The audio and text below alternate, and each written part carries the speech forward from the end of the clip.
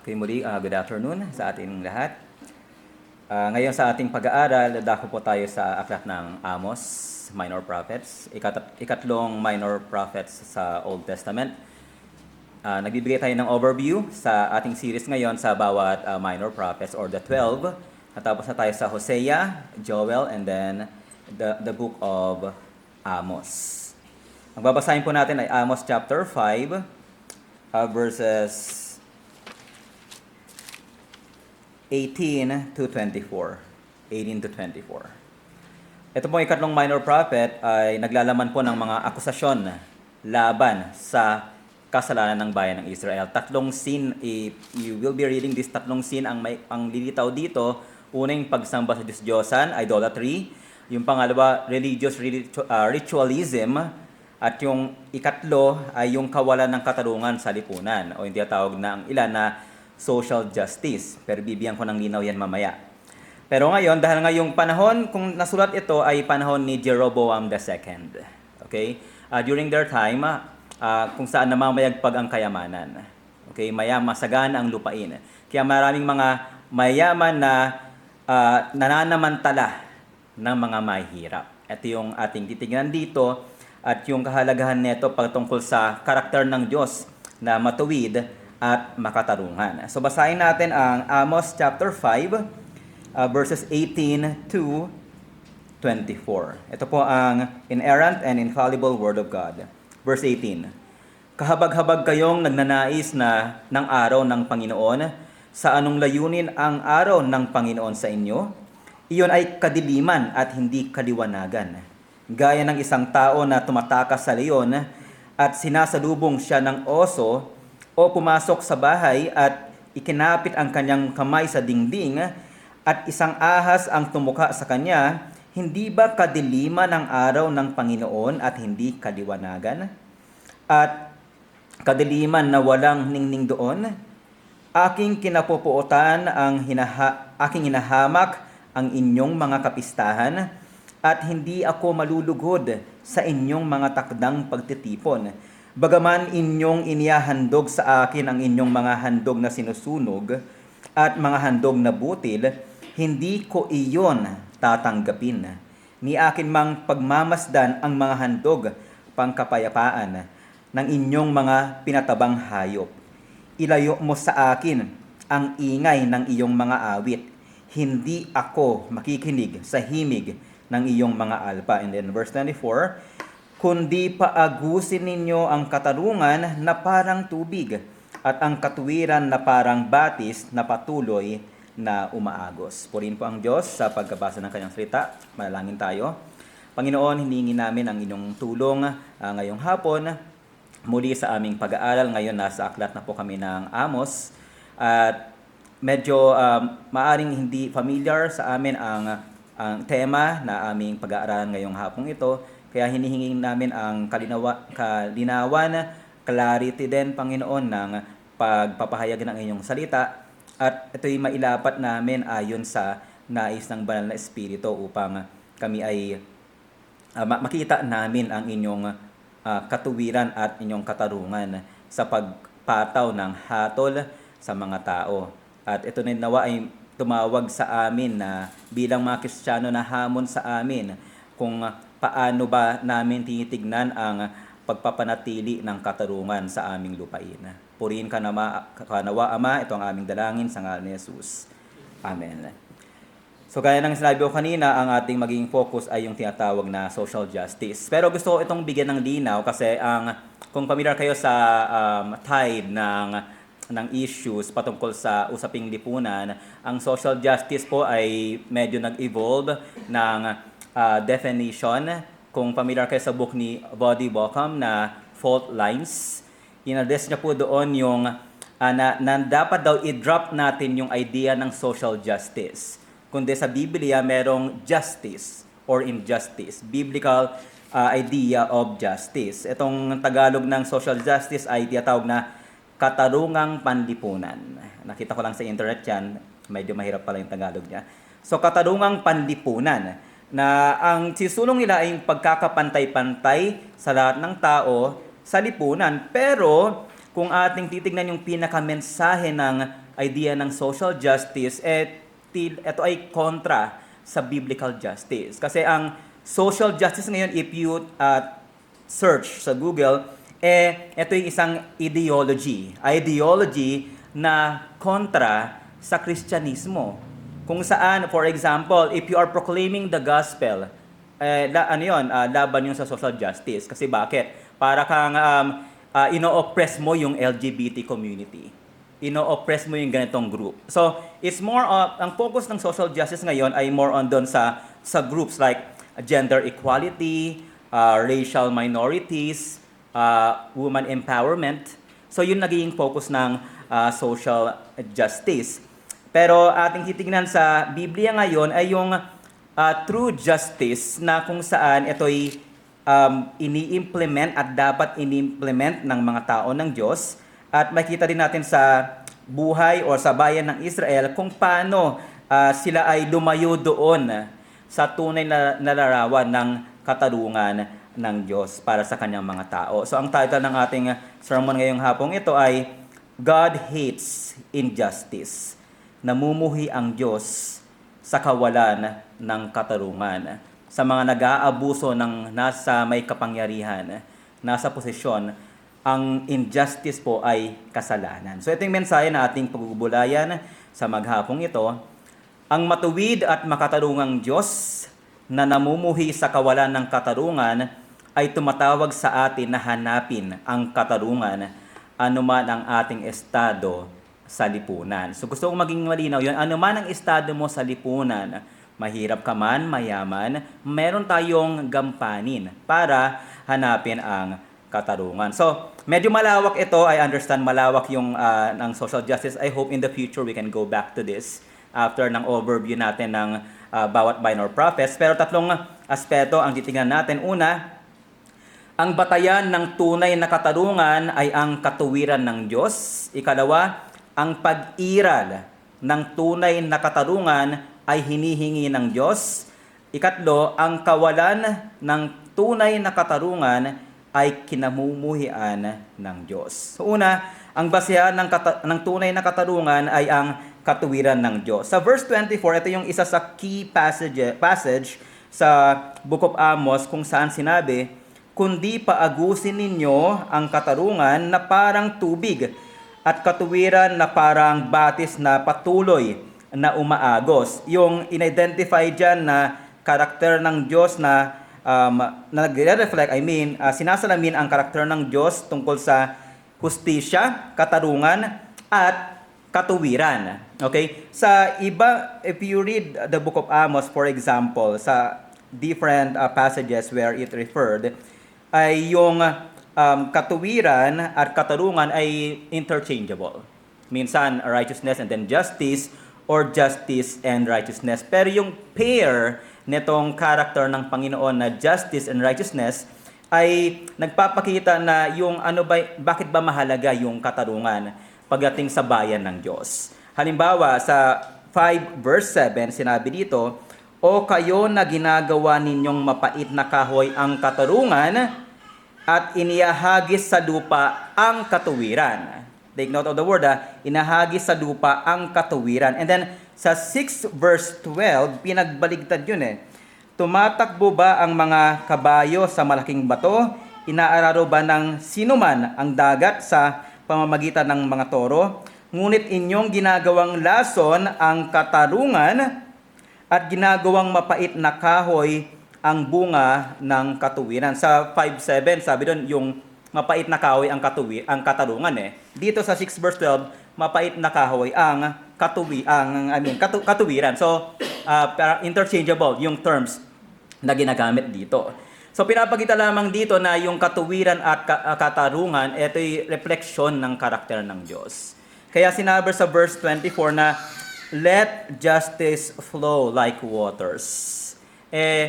Ito yung dinidemand ng Panginoon sa kanyang mga tao dahil ito mismo ay overflow ng kanyang character. Kung bakit dapat merong justice sa land, dahil ang Diyos ay matuwid. Kung bakit dapat merong righteousness sa land, dahil ang Diyos po ay hindi hindi bumabaluktot ng katuwiran. Kaya yung idea ng tuwid na daan, di ba? Straight lines. Hindi siya bumabaluktot ng kanyang sariling batas. At ito yung refleksyon ng karakter na Panginoon na dapat nakikita sa kanyang mga tao. Now, kung itignan natin yung justice and righteousness, katarungan at katuwiran sa Biblia, yung unang time na makikita mo yung pair ng karakter ng Panginoong Diyos na ito ay sa Genesis 18 verse 19. Sa Genesis 18, makita natin yung kung saan si Abraham ay nakipag-bargain sa Diyos kasi diba gugunawin niya ang Sodom and Gomorrah. Sino yung nandoon? Si Lot, yung kamag-anak ni Abraham. Sinabi dito sa verse 18 and 19, hindi sapagkat siya'y aking pinili upang kanyang tagubilinan ang kanyang mga anak at sambahayan pagkamatay niya, na maingatan ang daan ng Panginoon sa pamamagitan ng paggawa ng katarungan at katuwiran. Okay, so si Abraham mismo ay inatasan ng Panginoon na gumawa ng bagay na ito, katuwiran at ng katarungan. And later sa verse 25, yung during the bargain na ng Panginoon ni Abraham sa Panginoon, sabi niya doon, di ba gagawa ng matuwid ang hukom ng buong mundo? It's a rhetorical question na obvious ang answer, na dahil ang Diyos ay matuwid, gagawa siya ng katuwiran, hindi siya gagawa ng kalikuan. And then yung ikalawang talata kung saan nabanggit din ito, may kinalaman doon sa paghahari ng kings sa Jerusalem. For example, sa 2 Samuel 8 verse 15, 2 Samuel 8 verse 15, na-reverse naman yung order from justice to righteousness, naging righteousness and justice. For example, 2 Samuel 8 verse 15, kaya't naghari si David sa buong Israel at naggawad si David ng katarungan. Sa Tagalog kasi pagkakapantay-pantay Pero sa Hebrew, ito yung righteousness or justice. Pantay sa kanyang buong bayan. So si David, isang hari, he is expected by the Lord na i-implement, ipataw ang tamang katarungan at maghari ng may katuwiran. So ni-reveal ng mga text na itong ating tignan na yung desire ng Panginoon for justice and righteousness bilang matuwid at naghahatol na Diyos na may pakialam siya sa pagkakapantay-pantay. Okay? May pakialam siya sa equality, may pakialam siya sa paghahari ng katarungan. And in fact, in Psalms 89 verse 14, binanggit doon na ang katuwiran at katarungan ang mga saligan ng iyong trono. Ito yung foundation ng throne ng ating Diyos. Hindi ang idea po ay hindi ito na parang ang Diyos ay he is like para siyang matuwid siya dahil siya ay ayon sa isang patawag ito standard. Na merong something na higher than God, and then in order for him to be right, kailangan siyang nakasandig doon. Hindi po. God is just. God is just, and because He is just, kailangan merong katuwiran, merong paghatol ng tama sa kanyang mga tao. Kaya inaasahan ng Diyos na ang mga tao, lalo na ang kanyang bayan, ay gumawa ng katarungan, katuwiran, maghatol ng tama, at panatilihin ang pagkakapantay-pantay dahil siya ay matuwid at makatarungan. So nakaugat po sa karakter ng Diyos ang katarungan. Nakaugat sa karakter ng Panginoong Diyos ang katuwiran. Ang idea ngayon ng social justice ay hindi po nakaagat sa batas, sa katuwiran ng Diyos. Nakaugat po ito sa, for example, para ma-satisfy yung karapatan ng particular group. For example, isang definition sa social justice, William Young, ito yung social justice daw is a state redistribution of advantages and resources to disadvantaged groups to satisfy their rights to social and economic equality. So, dahil nga, for example, ito yung mga idea, familiar kayo sa Black Lives matters. Right? Parang sa una, tignan nyo na parang, ay, di ba dapat may care tayo sa mga black, right? Pero ginagamit ito, weapon ito para isang ideology na kung against ka sa mga black, then, ano yun? Parang injustice na daw yun agad. Right? In fact nga sa NBA, sino mahilig sa basketball dito? Sa NBA kasi, parang merong idea doon na para pantay, kailangan meron ding mga black American sa NBA. Right? Pero hindi dapat ganyan yung idea. Para makasama ka sa NBA, hindi dahil black ka, binigyan ka na ng karapatan para makapasok sa NBA, kundi dahil sa iyong kakayanan, sa iyong skill bilang magaling kang manlalaro. Hindi lang dahil, okay, black American to, para pantay, ipasok siya sa NBA. Hindi po ganoon. Ang base yan is yung merit, yung kakayanan niya na makapaglaro. So, ganoon kasi yung nag-idea ng social justice, which is so far, napakalayo sa biblical justice na tinuturo ng Biblia sa atin. So, yun yung una, i-establish natin ang katarungan at ang katuwiran ay nakaugat sa kung sino ang Diyos. Hindi lang sa gusto natin bilang mga Kristiyano, kundi kung sino ang Diyos. And ikalawa, ang pagpapairal ng tunay na katarungan ay hinihingi ng Diyos. So, sa yung key passage na binanggit ko kanina, verse 24, ano yung larawan na ginamit dito sa ating teksto tungkol sa katarungan at katuwiran? Sabi doon, no, kundi paagusin ninyo ang katarungan na parang tubig at ang katuwiran na parang batis na patuloy na umaagos. So gumamit si Amos ng imagery ng water. So parang, sabi dito na ito yung sumisimbolo doon sa patuloy na daloy ng malaya ng katarungan. Ibig sabihin, hindi nyo kailangan hadlangan. Huwag nyong hadlangan yung tamang paghatol. Huwag nyong hadlangan yung pag-implement ng katuwiran sa bayan ko. Ganun siya sabi dito. And yung idea din ng batis. Sa ibang salin, sa King James, if you have the King James Bible, KJV kasi, no? Hindi pala Bible, yan version. Ang nakalagay, mighty stream. Sa New English Translation, like a stream that never dries up. So pinapakita, hindi lang yung pagpapatuloy, yung maayos na daloy ng katuwiran, kundi it's a mighty stream. Yung rumaragas ang stream na kung saan lahat ng nakahadlang dito ay anong gagawin? Aano din. Right? So kung sino yung lalaban sa matuwid na hatol, dapat sila yung makatanggap ng hatol ng Diyos. So anumang sumasalungat dito sa idea ng justice and righteousness ng Panginoon na dapat ma-implement sa kanyang bayan ay mawawasak. Ito yung hinihingi ng Panginoon. Kung against ka sa law, merong punishment. Right? Kung gumagawa ka ng matuwid, merong a reward or a blessing. Ganun ang kalakaran sa ethnic Israel during their time.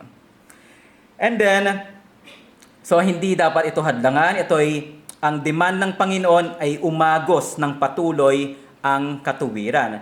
So itong pag-iral at pagpapanatili ng katuwiran ay kaakibat din sa pagpapala ng Diyos sa kanila. For example, sa verse 14 and 15 ng chapter 5, sabi dito, hanapin ninyo ang mabuti at hindi ang masama, upang kayo'y mabuhay. At sa gayoy ang Panginoon, ang Diyos ng mahukbo, ay magiging kasama ninyo, gaya ng inyong sinabi. Inyong kapuotan ang masama at ibigin ang mabuti, at kayo'y magpairal ng katarungan saan? Sa pintuang bayan. Yung pintuang bayan po rito, ito yung kung saan ginaganap yung paglilitis, yung court.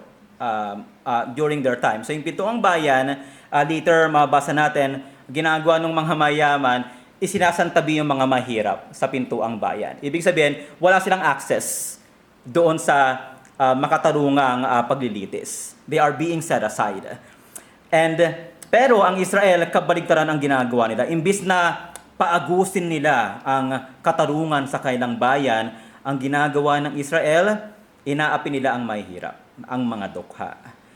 Pero ito'y alam at malinaw sa kanila, kaya nga pinadala si Amos para banggitin ang mensahe ng Panginoon. So ano yung ginagawa ng Israel? Against the tide of God's righteousness. Ito yung ginagawa ng Israel. For example, verse 11, chapter 5, verse 11, sabi ito, kaya't yamang inyong niyayapakan ang dukha at pinagbubuwis ninyo siya ng trigo. Kayo'y nagtayo ng mga bahay na batong tinabas, ngunit hindi ninyo iyon tatahanan.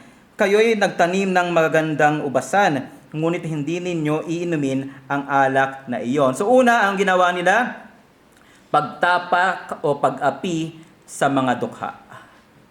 Diba yung hindi lang nila hindi pinansin they trampled on the poor, sa mga na inaapi.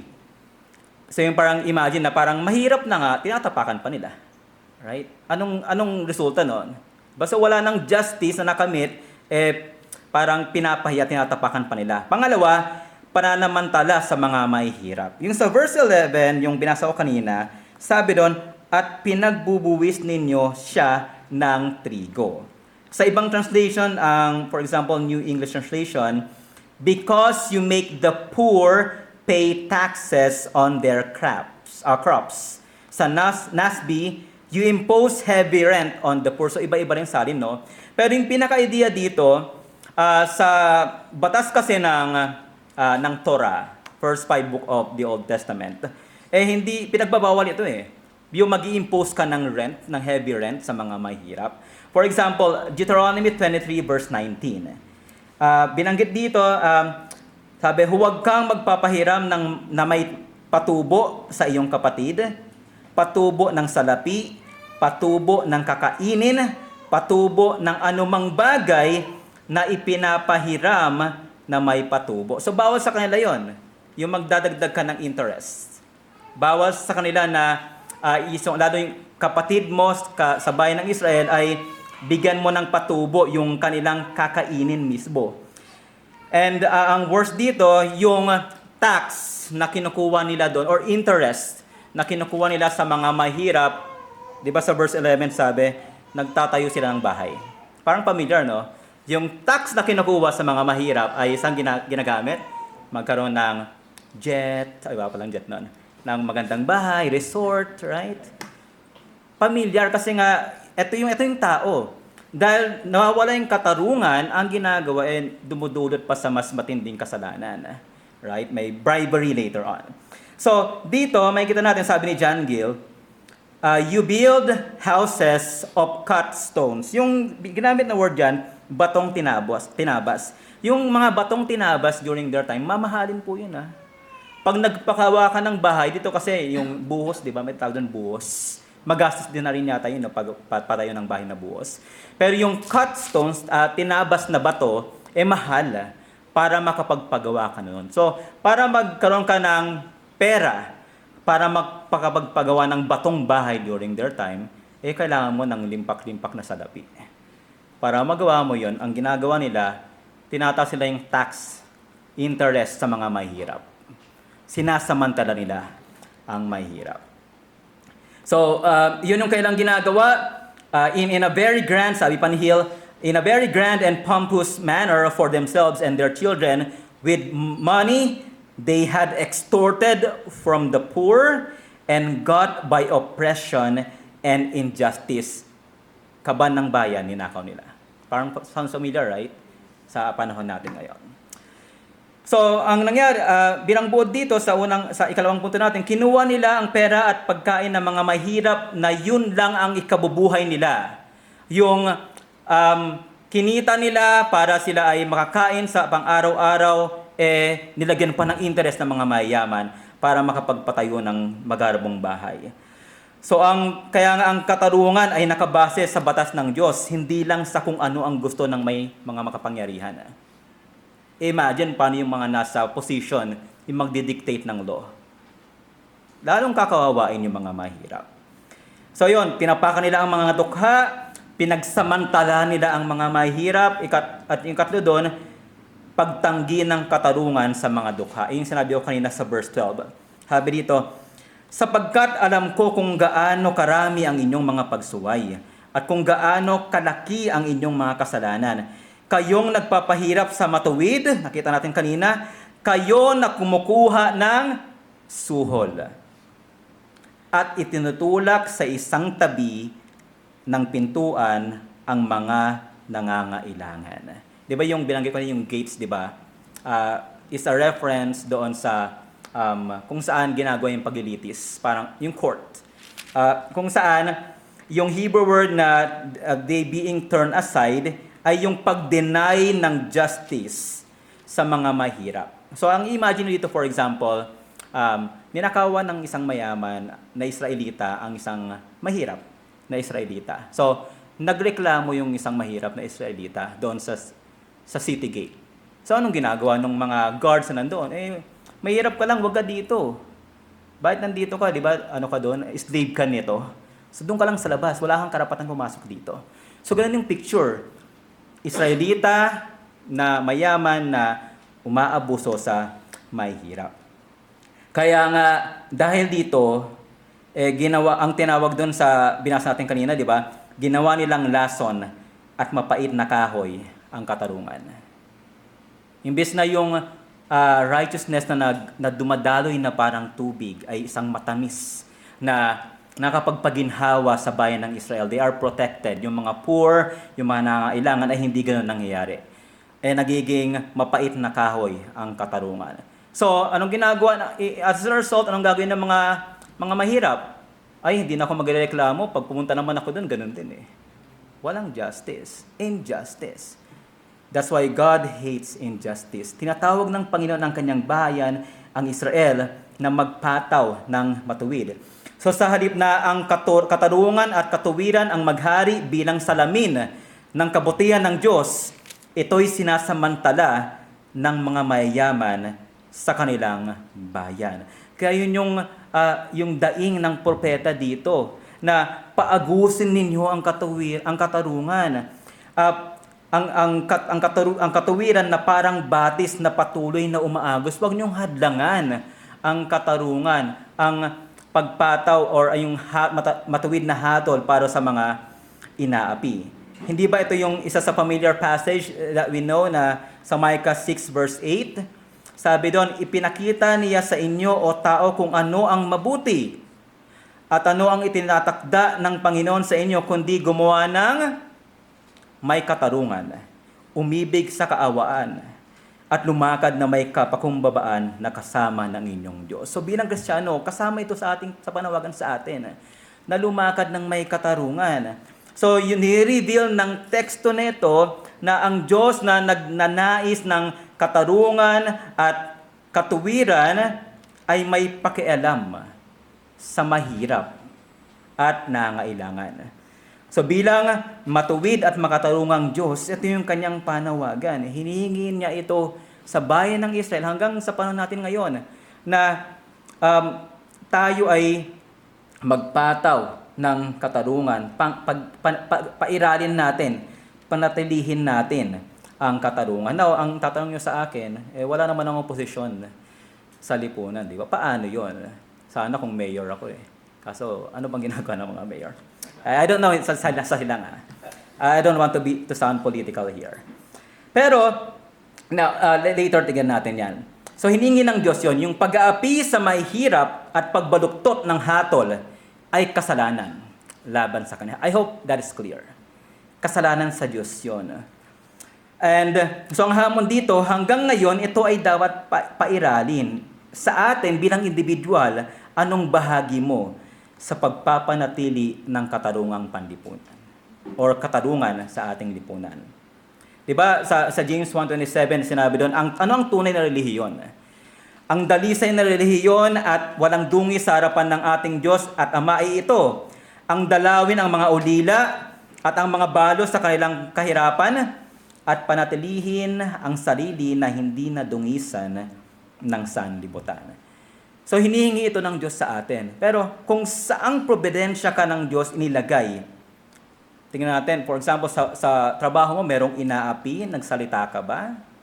Sa school, sa mga bata dito, for example, sa school, merong binubuli. Pinapanood mo lang? O sabihin mo, nakakatakot baka bulihin ako, pwede mong sabihin sa guro. Right? So yung mga maliliit na ganun na pagpapalampas natin ng kawalan ng katarungan, tumutungo yun sa mas matindi pang kasalanan. Talamak ito sa panahon natin. Madaling bayaran ang mga mambabatas para makuha ang hustisya ng may kapangyarihan. Samantalang ang mga mahirap ay hindi nakakuha nito at patuloy na naghihirap. Again, hindi ko sinasabi na yung mahihirap lang ang nakakakuha ng injustice. Nangyari din ito sa mayayaman, right? Pero sa Biblia, dahil nga ito yung mas talamak ito, kasi sila yung nasa posisyon. So sila yung may kakayahan na nakakagawa ng kontrolin ang justice. O kaya naman, dahil sa pananahimik ng ilan, nananatili ang kawalan ng katarungan. Hindi ko alam kung napanood nyo ito.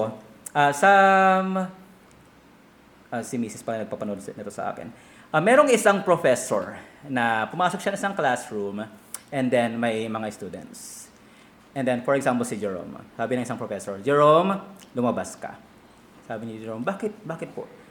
Sabi ng professor, isang beses ko lang sasabihin na lumabas ka. So, lumabas siya. Walang reason, walang binigay na reason. So, paglabas ng estudyante, dahil nga walang nag-object, ang sabi ang tanong ng professor, ano ang idea ng justice? So may mga nagsagot na, justice po, kailangan yan kasi para magkaroon ng maayos na lipunan, para walang naapi. Tapos may binanggit yung isang estudyante na parang nag-capture dun sa sinabi ng professor na yung patungkol sa pagtrato ng tama sa mga tao. Sabi niya, kanina yung estudyante, classmate nyo, pinalabas ko ng classroom, anong ginawa nyo? Wala. Sabi ng professor, ito yung lesson. Bakit may injustice? Kasi merong nakakita pero walang nagsasalita. Hinahayaan na maghari ang injustice. So, ang hamon dito, anumang estado mo sa buhay, saang lugar ka man inilagay ng Diyos, huwag mong ipikit ang iyong mata sa kawalan ng katarungan. Dahil ikatlo, ang kawalan ng katarungan, ng tunay na katarungan, ay kinamumuhian ng Diyos. Ito yung iron dito sa Amos. Sino yung ginamit ng Panginoon para mag-send ng message sa Northern Kingdom, sa Israel? Si Amos. Si Amos ba isang mayaman? Isa siyang ordinaryong pastol. Na kung saan makikita natin na kahit yung ordinaryong tao pwedeng gamitin ng Panginoon para magpadala ng mensahe sa mga nasa posisyon. Ginamit siya ng Panginoon para ipamukha sa mga mayayaman sa Israel na etong message ko dapat niyong pakinggan kahit na manggaling sa isang mahirap na tao. Ngayon kasi, di ba, pinapakinggan lang isang tao kung may boses siya. Hindi, na may boses May boses sa lipunan. Kilala siya. Papakinggan ka kung ikaw ay, let's say, naging valedictorian ka o kaya naman ikaw ay isang mayaman sa inyong lipunan. Papakinggan ka. Pero kung ikaw ay isang ordinaryong, let's say, magtataho, right? Itsapwera ka. Hindi ka papakinggan kasi bakit? Wala kang boses sa lipunan. Isang tabi ka. Pero ang Diyos ay namumuhi dito. Kaya pansinin niyo, di ba, sa chapter 5 ng Amos, pinagitnaan ito sa verse 1 and 2 at 27, dahil nga sa kawalan ng katarungan ng Israel, ibabagsak sila ni Yahweh. Ibabagsak sila ng Panginoon. For example, sa verse 2, binanggit doon yung exile. Sabi dito, sapagkat ganito ang sabi ng Panginoong Diyos, ang lungsod na lumabas na 1,000 ay magkakaroon ng, ang lungsod na lumabas na 1,000 ay magkakaroon ng 100 may iwan. At ang lumabas na 100 ay magkakaroon ng 10 may iwan ang sambahayan ng Israel. Ito ay allusion doon sa exile, na ipapatapon sila ng Panginoon. And then sa verse 27, binigyan pa ng linaw, kaya't kayo'y aking dadalihin sa pagkabihag sa kabila ng Damasco. Sabi ng Panginoon na ang pangalan ay Diyos ng mga hukbo. So kung isipin mo, no, yung mga mayan, maaring may control sila, meron silang magandang bahay, meron silang, I'm not speaking about our time, pero pwede din. Pero during their time, may maganda silang bahay, pero dahil nga sa paggawa nila ng pang-aapilya ng mga mahihirap, hindi nila mapakinabangan yon. Di ba? Kaya yung sinabi sa verse 11, kaya't yamang inyong niyayapakan ang dukha at pinagbubuwis ninyo sa siya ng trigo, kayo'y nagtatayo ng mga bahay na batong tinabas, ngunit hindi niyo yung titirahan. Sabi pa, kayo'y nagtanim ng magandang ubasan, ngunit hindi ninyo iyon iinumin ang alak. Ngunit hindi ninyo iinumin ang alak niyon. Di ba? Kahit makapagtanim sila ng ubas, dahil sa kailang pang-aapi, hindi nyo papakinabangan yon. Nagpagawa kayo ng magandang bahay, dahil sa paghamak nyo sa mahirap, hindi nyo papakinabangan yon. Iatapon ko kayo sa bayan, sa pagkabihag. Sa Northern Kingdom, sila pinatapon sa Assyria. Ang Southern Kingdom later on, papatapon sila saan? Sa Babylonia. Right? So dito may kita natin na para kay Amos, walang virtue sa pag-observe mo ng festivals. Mukhang magarbo naman, yung biyasa natin kanina, di ba? Festivals sa pag-offer mo kung walang katarungan sa bayan ng Diyos. So dahil sa kawalan ng katarungan at katuwiran ng bayan ng Israel, sila ay nasa ilalim ng hatol at ng puot ng Diyos. Ang kawalan ng katarungan ay nagdadala ng hatol ng Diyos. Kaya hindi niya tinanggap ang pagsamba hindi niya tinatanggap ang pagsamba na hiwalay sa katuwiran. Nabasa natin yung kanina, di ba? Sa verse 22, bagaman inyong inihahandog sa akin ang inyong mga handog na sinusunog at mga handog na butil, hindi ko iyon tatanggapin. Siguro isipin natin yung first fruits ng mga ubasin nila, yun yung inaari lang sa Panginoon. Pero hindi tatanggapin ng Panginoon yun. Bakit? Saan ba galing yun? Pandaraya, paghahamak sa mahirap. Sabi pa dito, ni akin mang pagmamasdan ang mga handog pangkapayapaan ng inyong mga pinatabang hayop. Ilayo mo sa akin ang ingay ng iyong mga awit. Hindi ako maikinig sa himig ng inyong mga alpa. Kahit ngayong pag-aawitan nila, hindi papakinggan ng Panginoon. Kasi puno ng pagkakunwari. At sa likod nun, niyurakan pala nila ang mga mahirap. Again, sinabi ko nung mga nakaraan, you cannot fake worship. You cannot fake it till you make it.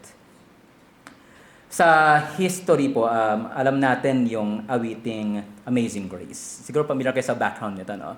Si John Newton na sumulat nito is isa po siyang slave trader. Okay? So, parang pinagpapalit niya yung mga alipin, bumabiyahe sila sa barko para ibenta yung mga alipin. So, itong si John Newton, tinawag siya ng mga historian na the repentant former slaver.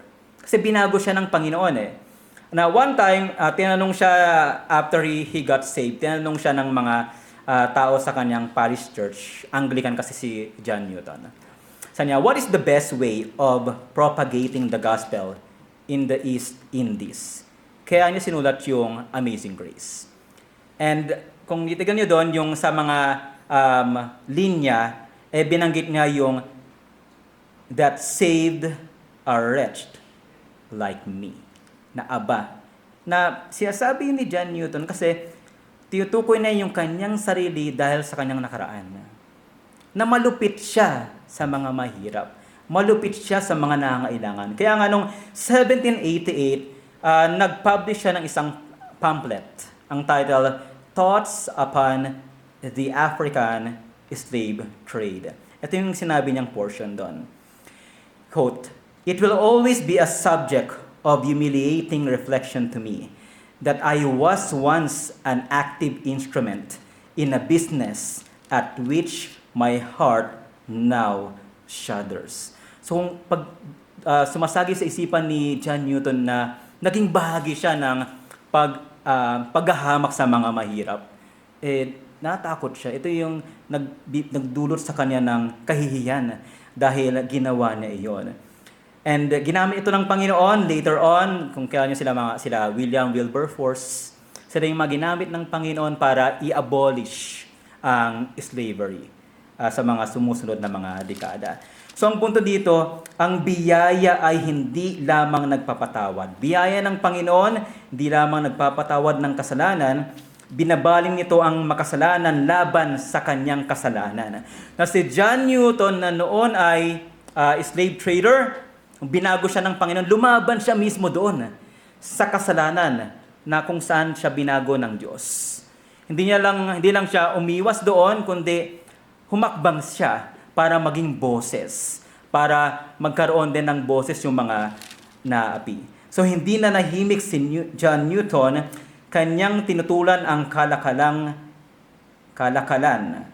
dati niyang sinuportahan at nakaimpluwensya sa ibang mga mangaral. Kaya again, ang demand ng Diyos ay panatilihin ang katuwiran at katarungan. So again, si Amos nangaral sa Northern Kingdom. Pero ang tanong, meron bang hari na nag-reign justly sa Northern Kingdom? Wala tayong maalala kasi wala eh. There were 19 kings sa Northern Kingdom. Si Jehu medyo mixed.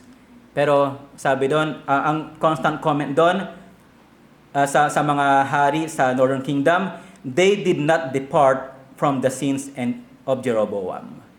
Tingnan natin sa Southern Kingdom. Ilan ang hari sa Southern Kingdom?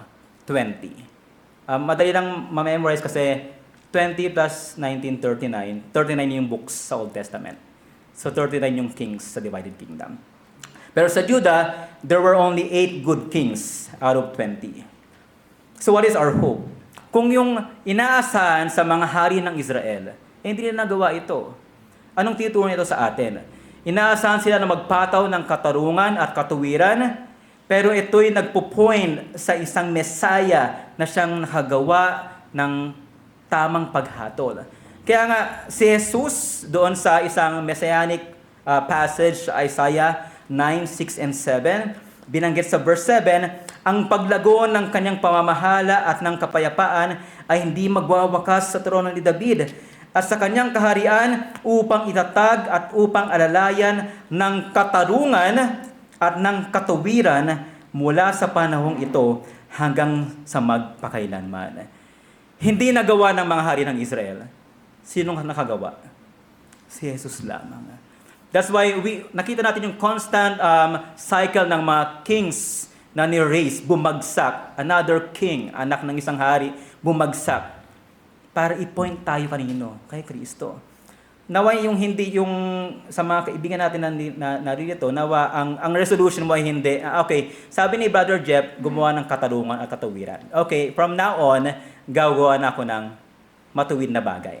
And I'm okay. Sana hindi ganun ang ating reflection. We cannot do it. Right? Tumingin tayo sa ating paligid, sa ating lipunan. Umaasa tayo na may bagong presidente, naihirang ang Panginoong Diyos, pero later on, may impeach lang pala. Right? So, the good news is that Jesus Christ, sabi doon sa Luke 4:18, na kinote from Isaiah 61 verse 1, sabi niya, ang Espiritu ng Panginoon ay nasa akin, sapagkat ako'y hinirang niya upang ipangaral ang magandang balita sa mga dukha. Ako'y sinugo niya upang ipahayag ang paglaya sa mga bihag at ang muling pagkakaroon ng paningin sa mga bulag upang palayain ang mga naapi. We can spiritualize this. Yes, true. Na blessed are the poor, for theirs are the kingdom of heaven. Pero si Jesus, hindi niya ginawang example yung pagtulong sa mga naapi. Na parang sa panahon natin ngayon, okay, spiritualize lang natin, ako yung naapi, Christian ako, naligtas na, okay na. Hindi. Meron ding binibigay na lesson sa atin. Last time nag-post si Pastor Ranji about snobbery. Yung pagbabaliwala sa mga mahirap. Gusto kong i-quote yun and isalin ko sa Tagalog kasi napakaganda. Na walang puwang sa iglesyang Kristiyano para sa pagmamataas na may halong pagmamaliit sa kapwa. Kahit sa loob ng evangelical na church, maaring magtago ang ganitong pagmamataas na sa loobin, for example, na oo, nais nating makitang ang mga tao ay lumapit kay Kristo. Ngunit sa lihim, ang prayer, Diyos, sana'y maging kagalang-galang na makasalanan sila. Huwag mo kaming padalhan ng mga kriminal, ang dalangin. Huwag mo kaming padalhan ng mga walang tirahan, mga dukha. Pakiusap, mahal na Diyos, huwag mo kaming padalhan ng mga babaeng nagbebenta ng aliw. Huwag mo kaming padalhan ng mga mababahong pulubi. Pakiusap, mahal na Diyos, padalhan mo kami ng mga makasalanang mula sa gitna at mataas na uri ng lipunan. Mas magiging komportable kami sa kanila sa aming kalagitnaan. Sana hindi ito yung panalangin natin, no? Paano kung may pumasok din isang pulubi? Mabaho. Itataboy ba natin? Paano kung may isang dumating dyan na alam natin yung naging history niya ay nagbibigay siya ng aliw? Kakadirihan ba natin? Ito pa, tinuloy pa. Sabi doon sa post ni Pastor Ranji, gaano ito kalayo sa ating tagapagligtas na naging kaibigan ng mga maniningil ng buwis at mga makasalanan, ng mga magnanakaw at mga mangangalunya. Ikalulugod ko, sabi ng author, kung padalhan ng Diyos ang kanyang iglesia ng ilan sa kanyang mga hinirang na mababahong pulubi, sapagkat maaari silang maging kasangkapan sa ating pagpapakumbaba at paglago sa biyaya. Sa pagpapaala sa atin na tayo noon at sa ilang bagay ay tayo pa rin ay kasing dumi at baho nila bago tayo linisin ng Diyos. So, yung binatanong kong tanong kanina na dahil sa preaching na ito, am I saying na pumunta tayo doon sa munisipyo, magreklamo tayo? Hindi. Kaya nga yung mensahe kong binigay kanina, ang matuwid at makaturungang Diyos na namumuhi sa kawalan ng katarungan ay tumatawag sa atin na hanapin ang katarungan anuman ang ating estado sa lipunan. Anumang kalagayan mo ngayon. Kung sa isang trabaho, ikaw ay boss, pero isa doon ay hindi nakatanggap siguro ng tamang pagtrato ng mga teammate mo. Yung sinabi ko kanina sa school, may nang bubuli, pero wala kang ginagawa. Anong party mo doon? So as we leave this, let me leave you with these 3 challenge. Una, let us seek biblical justice as imitators of Christ. We must align ourselves doon sa salita ng Diyos sa pag-seek ng tunay na katarungan. Dahil ang Panginoong Diyos ay concerned sa mga mahirap. Ikalawa, let us show compassion to the poor and needy as a reflection of Christ's love for His church. At ikatlo, as poor and needy ones, let us look to Christ when we experience injustice. Paano kung tayo ang makaranas nito? Sa mundong makasalanan, hindi maiiwasan ang kawalan ng katarungan. Pero ano ang gagawin natin? Si Jesus, nakaranas din ito. Remember sa Nazareth, nung nakita si Jesus, ang tanong ng mga taga-bayan niya, hindi ba siya yung anak ng karpentero? Di ba? Binamalitin siya eh. Hanggang sa kamatayan ni Jesus, walang nakitang kasalanan kay Jesus. Kahit si Pontius Pilate, right? Nakita niya na, wala namang kasalanan to eh. Ilang beses, 3 times, I think, or 4 times binanggit na wala akong nakitang mali kay Jesus. Pero si Jesus, naka-experience ng injustice. Pero hinayaan yung mangyari para nang sa gayon, maipataw ang tamang hustisya laban sa kasalanan. If you are experiencing injustice now, I'm not saying na hayaan mo lang. Kung may opportunity, seek justice. Seek yung authorities. Pero kung hanggang ngayon wala pa din, huwag kang mareklamo.